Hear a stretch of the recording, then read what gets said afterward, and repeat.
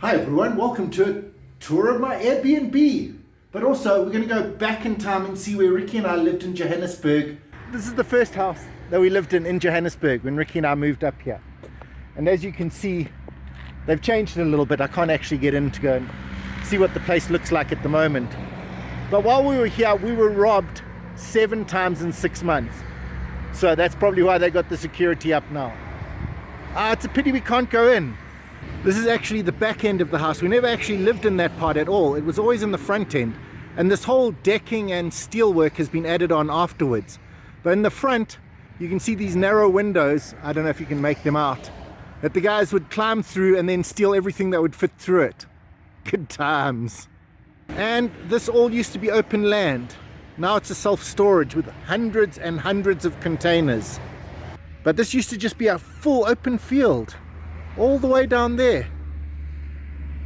Oh wow. And that's Sarah. I meant to introduce you earlier. Ian's car. This all around me used to be the tiny little center where we used to get things. Oh man, has times changed since 1998. Hey Sarah. Wow. Just over there was a second-hand store where we bought all our furniture. That's where we bought it. And right next to it, where there's tons of shops now, is where the little corner cafe where we used to buy like milk and things. How it has changed. I mean, it has a fresh house market. I don't even know what that is. Might actually go check that out. And a McDonald's. It actually has a McDonald's right here. We live just over there. And now they've got a massive Checkers, which is a hypermarket like Super U, but like 10 times the size. And all sorts of other things. It's amazing. Fresh house market. Exit. Welcome. They got loads of pastries and things and pies. Oh, I love pepper steak pies. Some pizza looking things and some quiches. As you first come in, it's got tons of wooden stuff. And then all sorts of groceries, which I find weird that a place like this can survive with Westpac and Checkers. How cool is this food truck? Let me just take you around the front. Have a look at this. It's an old Citroen. Awesome. Man, when we lived here, there was nothing like this. Supermarket, supermarket, supermarket, just all around. There's just so much stuff here. There must be a lot of people who live here and shop here, because it literally has almost everything you can imagine. Monte Castello. Oh wow. The second house I used to live in Johannesburg with Riki. 26 or something years ago. And this with the happy puppies to see me is 16 Gavin Avenue, our third house in Johannesburg and the first house we ever bought. It's really cool to see that the old tree is still there. I was always thinking of building a tree house in it. And just around there was a persimmon tree. Persimmon, they used to make these things that were sweet and, well, they didn't last very long. But this is it, 16 Gavin Avenue, the first house we ever bought. Oh, and it looks like they put in a pool where we were going to put in a pool. Didn't have the pool when we were there. But we used to practice band in that room. That's the Johannesburg skyline. Oh, wow. How awesome is this? I was on our way to our 4th place, and my body automatically brought me to Emerentia Dam, where we used to spend hours and hours fishing. Somewhere down there. Haha! Cool! Body remembers what it wants to do. Let's go find Melville.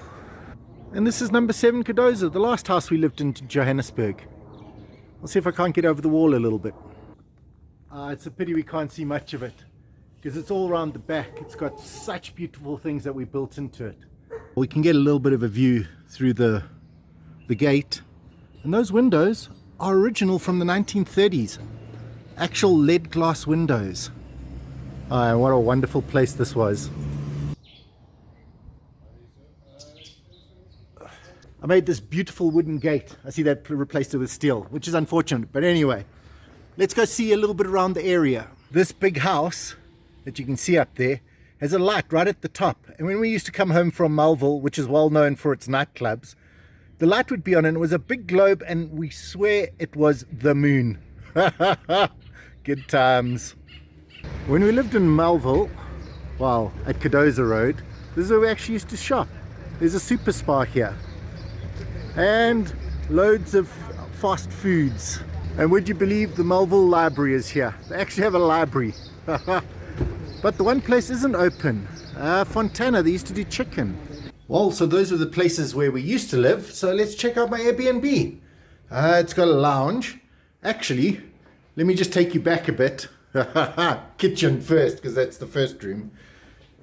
Well, microwave, kettle, and this. Because of load shedding, I must have gas.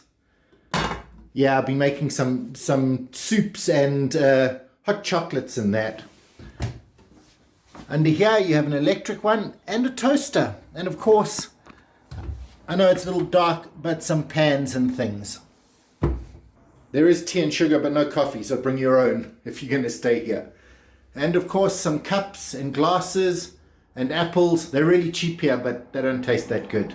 And of course, washing machine and fridge here. And I first thought this was a dishwasher, but it's actually one of those things that dry clothes. I can't even remember what they're called. Auto dry. I don't know. Back into the lounge. Got a comfy couch, table to put your whatnots on, and a table to sit. And I've been using that as a footstool, but I've just moved it back a little bit. And a thing to put your juice on. And of course, glorious views all the way to the Mkhalis Mountains out there. Can't quite see them at the moment, but great view. Next to that is where I've been doing all my editing. It's a little bit bright with that blind not being completely closed, but I've been able to work there. That cupboard's locked, so I have no idea what's in it. And this is the bedroom. Nice big bed. And it's really comfy as well. Also, there's a heater because, yeah, it's winter and it's cold. And of course, my suitcase, yeah, I didn't unpack anything. Oh, bright and sunny. There were 2 towels here. I've put one in the bathroom, so you'll see that in a minute. Something to look out for. They're all South African plugs, but they do have some of the connectors for your mobile phone. There are a lot of cupboards. A lot of cupboard space. You have to unlock them, but it's plenty of space. But I thought I'd show you this. Have a look at this. This is a hot water geyser. It runs on electricity and it makes hot water. Yeah, electricity. And the water's really hot, so works pretty well. There's a locked router in there, modem thing that gives you internet, which is pretty good. Just stopped working on the last day, but I think maybe they switched it off because I was leaving. And this is the bathroom. Riki wave. Nice sink. The soap was supplied. And that's the extra towel, and this towel was in here already. But have a look at this, a bathtub. Pretty awesome, with an attached shower and shower curtain. So that works okay, and of course a toilet. I must say, this place has been completely functional, and it was $15 a night, I think. There's also a pool, I'll show you that now. Casablanca does have a swimming pool. Quite a nice big pool as well. But a little bit too cold for me at the moment. We are on the 2nd floor, so it is a bit of a walk up some stairs, but it has been peaceful up here. Those guys must have great views from up there. Hope you guys enjoyed that walk down memory lane. Well, anyway, everyone, thanks for watching. See you again next time.